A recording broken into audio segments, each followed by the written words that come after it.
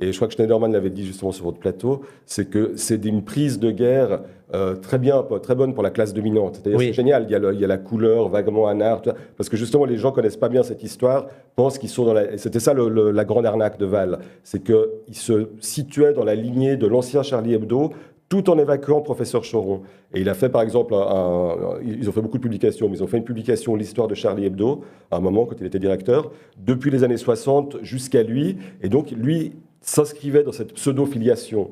Il effaçait, évidemment, Choron sur la photo, à la Staline.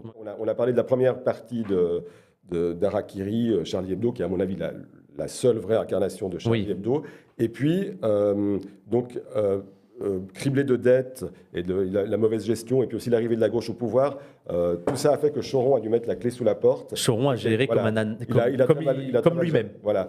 Et puis donc il y a eu un hiatus d'une dizaine d'années, et puis à la fin des années 80, il y a Cabu, qui avait un copain qui s'appelait Philippe Val, qui est ce chansonnier qu'on a vu, qui était un chansonnier un peu rive gauche, comme ça, qui faisait un duo Fond et Val, que personnellement je trouve ça totalement nul. C'est nul, oui. Mais ça plaisait un peu aux gauchistes de l'époque, ça remplissait une case. Et puis du coup, Cabu l'a introduit d'abord dans un autre journal auquel il participait, qui s'appelait La Grosse Bertha, qui était un journal antimilitariste. Il a introduit Val, qui est devenu co-rédacteur en chef. Et déjà là, Val a commencé à devenir déjà un peu lénifiant, à se prendre pour un grand penseur, et puis tout d'un coup à justifier déjà des interventions militaires diverses et variées. Et donc du coup, il y a eu un schisme avec les gens de La Grosse Bertha.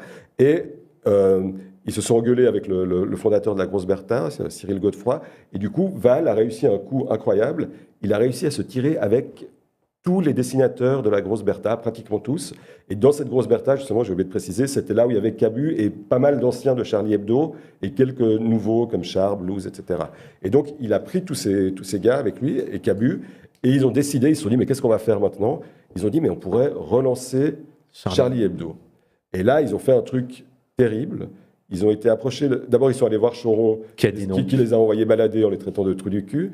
Et puis, ils sont allés vers Cavana. Parce que c'était Choron et Cavana, les propriétaires de Charlie Hebdo. Mais le problème, c'est que justement, comme ce n'étaient pas des gens légalistes, ils n'avaient pas déposé la marque Charlie Hebdo. Et du coup, il n'y avait que la bonne foi des intéressés qui faisait foi. Et puis, ils sont allés travailler Cavana. Et puis ils lui ont dit, ben voilà, on ne peut pas ressusciter Charlie Hebdo à cause de Choron, mais si tu dis que c'est toi le fondateur du journal et pas lui, eh bien là on pourra y arriver. C'est horrible. C'est horrible. On connaît l'amitié entre les deux, ce coup-là. Et voilà. Et lui, du coup, Cavana a accepté parce qu'il fallait bouffer, parce qu'ils ont été convaincants. Et il y a un nouveau larron qui s'en est mêlé parce qu'il a fallu faire tout ça de manière légale, on va dire, en guillemets, qui s'appelle Richard Malka. Je ne savais pas qu'il était là dès là, Richard Malka. Et la chose qui est très intéressante, c'est que lui-même roule plus ou moins le cabinet d'avocats auquel il est associé. Il est chez un maître de Trevel, quelque chose comme ça. Et c'est lui qui prend le dossier. Et petit à petit, il va doubler son avocat. Il va devenir vraiment très proche de Val. Et ils vont créer une nouvelle société où Val et Cabu vont avoir les parts majoritaires. Et ça va être le nouveau Charlie Hebdo. Et lui, il a quasiment rien, Cavana. Et Cavana, il va avoir 0,4% sur les ventes. C'est une honte. Et ils l'ont vraiment mis dans un placard, il faisait sa pige, etc. Et à la fin de sa vie, il y a un très beau film de Denis Robert, Jusqu'au bout j'écrirai, Cavana. Qui était sa phrase. Voilà, Cavana, il a dit, j'ai introduit le verre dans le fruit. Et puis dans Choron dernière, le film dont tu parles, là, de Pierre Carl, qui est vraiment un film vachement bien, tu le vois pleurer, Cavana. À la mort de Choron, il dit, mais enfin, il admet qu'il a été Judas sur ce coup-là. Voilà. Donc, et à partir de là, ce Charlie Hebdo, qui n'est pas le vrai Charlie Hebdo, mais bon, qui s'est appelé Charlie Hebdo malheureusement, est devenu la chose de Philippe Val, qui a commencé à introduire d'abord un discours atlantiste, ensuite de plus en plus proche du gouvernement socialiste, parce qu'ils étaient maqués plus ou moins, ils avaient des relations, une espèce de social-démocratie bon teint, et ça a dérivé petit à petit après les attentats du 11 septembre, mais déjà avant, il y avait des phénomènes déjà islamophobes, mais après le 11 septembre, c'est vraiment le open bar, et en 2004, il y a une amie à toi, Caroline Fourest, qui arrive, et là, voilà, et là c'est le feu d'artifice, c'est tous les dessins islamophobes, c'est toute cette ligne qu'on connaît.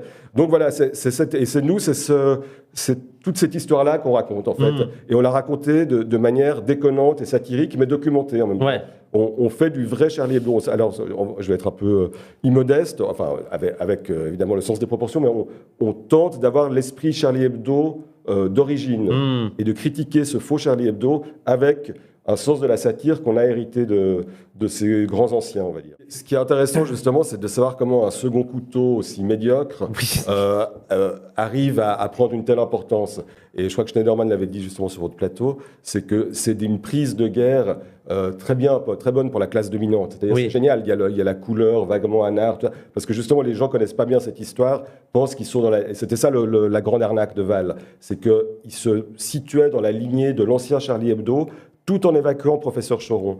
Et il a fait, par exemple, ils ont fait beaucoup de publications, mais ils ont fait une publication, l'histoire de Charlie Hebdo, à un moment, quand il était directeur, depuis les années 60 jusqu'à lui. Et donc, lui s'inscrivait dans cette pseudo-filiation.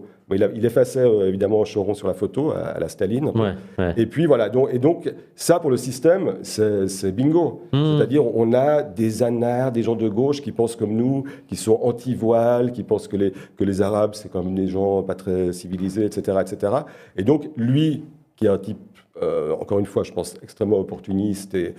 J'arrive pas à savoir son degré de conviction, ça c'est le mystère. Mais en tout cas, il a compris qu'il y avait un coup à jouer dans ce créneau-là, d'être ultra néoconservateur, en maquillant ça un tout petit peu de gauchisme bon teint. Et effectivement, dans son sillage, il y a le printemps républicain. Et après, tout ça, ça a donné des petits. Ça a donné Franc-Tireur, ça a donné Marianne, tous ces trucs. C'est tout. C'est ce que Schneiderman appelle le charlisme. Sophia Aram, tous ces trucs. C'est maintenant, en fait, la chose qui est tout à fait fascinante, c'est que cet organe de contre-pouvoir est devenu l'incarnation même du pouvoir. C'est-à-dire, il est vraiment le supplétif absolu de la classe dominante. Voilà. Et il fournit vraiment des munitions idéologiques il est vraiment contre les Arabes. Le discours de la gauche respectable, qui est en fait la gauche qui trahit.